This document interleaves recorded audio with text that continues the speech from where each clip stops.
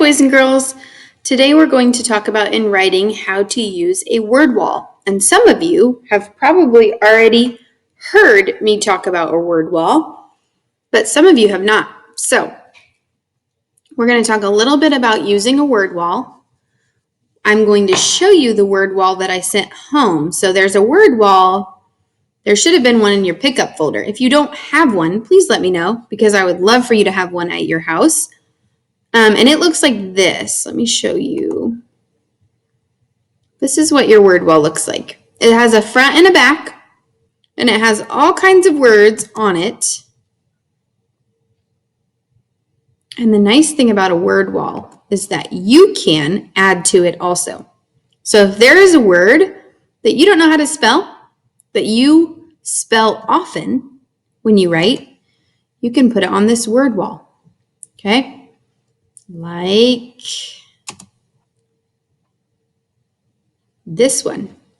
I added this one, like, because we use that a lot, and some people don't know how to spell it, right?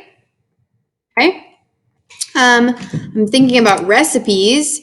When we use jelly, you might want to add that to your word wall so you know how to write it. Okay, so there's all different kinds of words on here.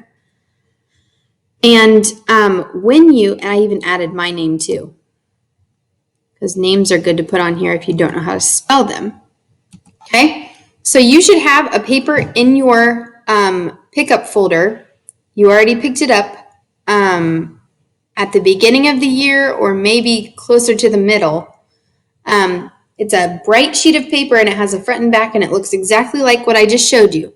Now, if you don't have one, I'm going to show you how to get to it. So on resources up here, you'll click here and you will go down to Bridge Resources, and there is a word wall right here. Okay, so you can click and open it and you can add to it words that you want to spell right. Now, I have one rule when it comes to the word wall. And it would be nice if you could have your word wall beside you every single day when you write. So then you could find words that you don't know how to spell. I have one rule though.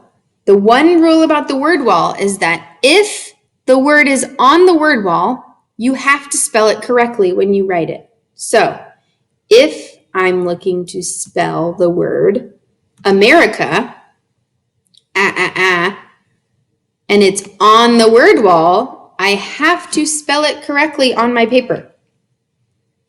Okay, if I want to spell the word friend,